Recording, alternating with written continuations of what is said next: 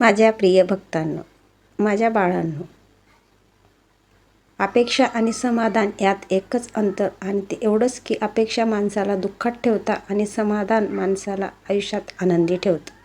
कारण की समाधान मानलं की सर्व गोष्ट सरळ, सुरक्षित आणि नियंत्रणात असतात. कारण की त्या गोष्टी आपण जर मान्य केल्या ना, तर आपलं जीवन सुखी, आनंदी आणि उल्हासदायी आणि चैतन्यमय होतं. बाळांनो, संघर्षाच्या काळामध्ये प्रोत्साहन देऊन आपल्याला योग्य मार्ग दाखवण्यासाठी जीवाभावाची माणसंच आपल्याला सोनेरी दिवसांचे खरे भागीदार असतात असं समजून आपल्याला चालायचं असतं. त्यालाच म्हणतात समाधान. आपण समाधानी असलो की आपले आजूबाजूचे लोकसुद्धा आपल्याला आवडतात आणि आपण ते मान्य करायला लागतो, म्हणून आपण समाधानी असतो.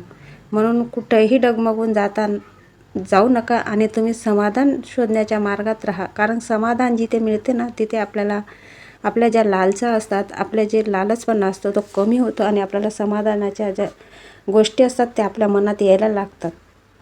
बघा बाळांनो, कौतुकाचा सोहळा तोपर्यंतच साजरा केला जातो जोपर्यंत तुमची गरज असते. एकदा का गरज संपली, किती वेळात वेळ काढून निंदेची खिरापत घरोघरी वाटली जाते. म्हणून समाधानी राहिले ना, आपली कोणी निंदाही करणार नाही आणि आपलं खोटं कौतुकही कोणी करणार नाही. खरं कौतुक करणारे आपल्याला भेटत चालतात.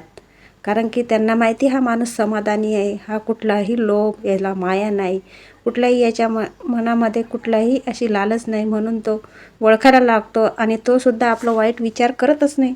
बाळा, तुझे दिवसभरचे कष्ट मी बघत असतो. दिवसभर केलेले तू प्रामाणिक कष्ट आणि रात्री कुटुंबासोबत सुखाचे 2 घास, त्याच्यातच तुला आनंद मिळतो ना, ही खरी तुझी संपत्ती आहे.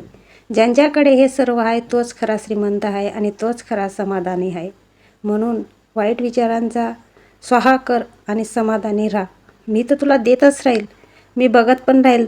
तुला ओंजळ भरून पाहिजे का तुला झोळी भरून पाहिजे? मी झोळी भरून देण्याचा प्रयत्न करत आहे. फक्त तू समाधानी राहा. म्हणजे तुला दिलं जरी ना, त्यातलं तू दुसऱ्याला वाटत चल. म्हणजे तुझी संपत्ती अजून तुझ्याजवळ गोळा होईल, तुझ्याजवळ जास्त प्रगती होईल आणि तू सुखी संसारात आनंदमय जीवन जगशील आणि तू सदैव आयुष्यभर समाधानी राहशील.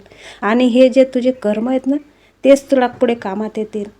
तुझ्या मुलाबाळांना तेच तुझे संस्कार लागतील आणि ते सुद्धा समाधानी राहतील आयुष्यभर आणि त्यांच्यासुद्धा ओंजळी भरलेल्या असतील. हा माझा सदैव तुझ्या कुटुंबावर, तुझ्या आयुष्यावर आशीर्वाद राहील.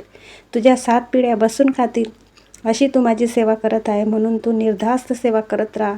सुखाचे दिवस तुझ्या आयुष्यात येतील म्हणजे येतील. हा माझा मनापासून तुला आशीर्वाद आहे. भिऊ नकोस, मी सदैव तुझ्या पाठीशी आहे. सेवा कर. कल्याणमस्तु. शुभम भवतु.